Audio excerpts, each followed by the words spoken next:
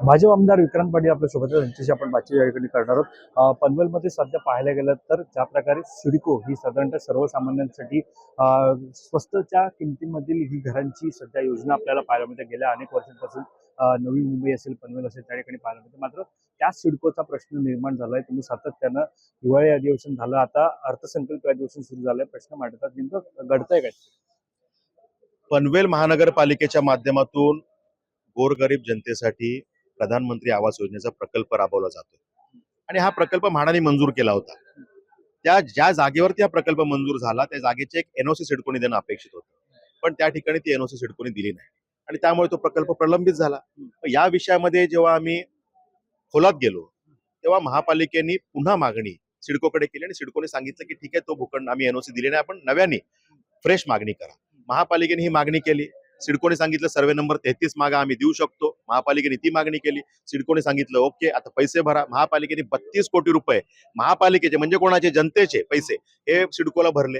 आज 2.25 वर्ष पैसे भरून झाले. त्याच्या अजून खोलात गेलो तेव्हा कळलं की हे पैसे सिडकोने भरून घेतले, पण सर्वे नंबर 33 तर सिडकोने अजून अक्वायरच केला नाही. त्यात काही तांत्रिक अडचणी बाकी आहेत आणि त्याच्यामध्ये अतिक्रमण आहेत. मग ही जागा सिडकोने का देऊ केली होती? म्हणजे महापालिकेला फसवण्याचं काम सिडको करत होतं का?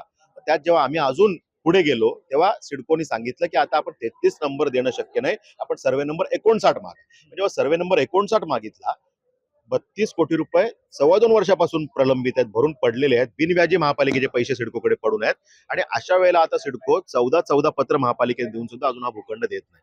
मग प्रधानमंत्री आवास योजनेमध्ये ज्या काही आम्हाला झोपडपट्टी वासियांना काही घरं द्यायची असतील, पनवेल शहरातले काही प्रकल्प अडकले असतील, त्याला न्याय आम्हाला द्यायचा असेल, तर या विषयामध्ये अजून सिडको जर काही मुजोरी मानसिकता करून जर काही विषयाला दिरंगाई करणार असेल तर या विषयाचा प्रश्न सभागृहात आम्ही उपस्थित करतोय. आज माझा अल्पकालीन चर्चेमध्ये हा विषय उपस्थित करून आम्ही या विषयाला न्याय देण्यासाठी प्रयत्न करणार आहे. याच बरोबरीनं पनवेल महापालिकेने MMRDA कडे काही घरं मागितलेली आहेत. MMRDA ची घरांची एक स्टॉक बँक की ज्याच्यामध्ये 11,000 घरं पनवेल महापालिकेच्या आसपास ही घरं आहेत आणि ज्यामध्ये 7,500 घरं, 7,800 घरं ही गेल्या 8 वर्षापासून बांधून तयार आहेत. रेंटल हाऊसिंग स्कीम मधली जी घरं ते महापालिकेला देऊ शकतात. 3,500 घरं येणाऱ्या कालावधीमध्ये 5-6 महिन्यामध्ये तयार होत आहेत. 11,000 घरांपैकी खरं तर 50% घरं ही महापालिकेला आपण दिली पाहिजे.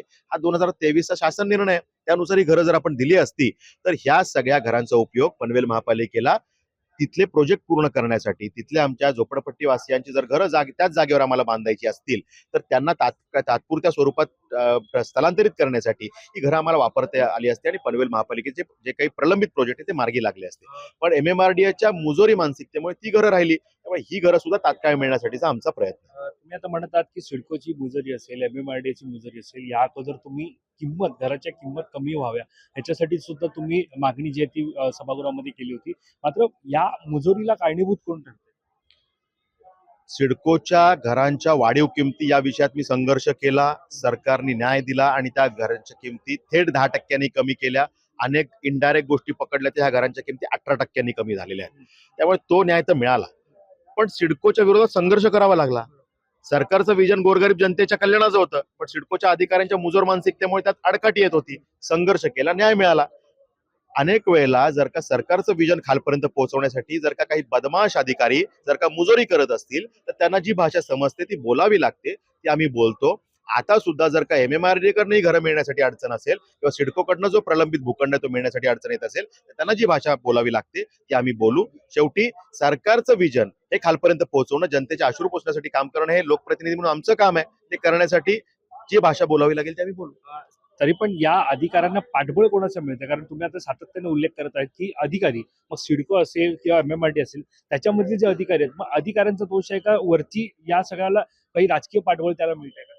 नाही, ह्याच्यामध्ये राजकीय पाठबळ कोणाचा असण्याची आवश्यकताच नाही. कारण देवाभाऊंच्या सरकारचं क्लिअर विजन आहे, जनकल्याण, तळागाळातल्या जनतेचं कल्याण.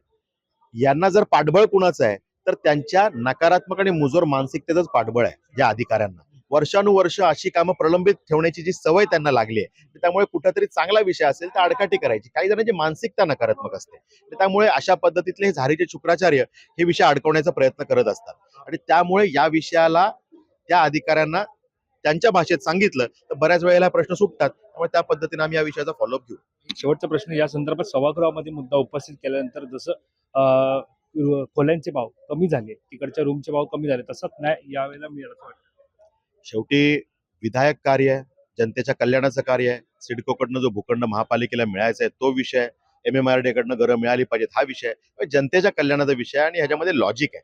त्यामुळे ह्यामध्ये आपण चांगल्या पद्धतीने ह्याची मांडणी करणार आहोत. आज सभागृहात हा विषय मी मांडणार आहे. त्यामुळे याचा जो फॉलोअप, शेवटी काही विषयांना फॉलोअप घ्यावा लागतो, पाठपुरावा करावा लागतो. फॉलोअप मी घेईन, पाठपुरावा करीन आणि जर का अधिकारी ह्यात काही नकारात्मक करणार असतील तर त्यांच्या विरोधात संघर्ष करावा लागेल तर संघर्षही करेन. धन्यवाद आमच्याशी वाचित संदर्भात. कॅमेरा पर्सन अजय सर, मी वैभव पाटील, मुंबई.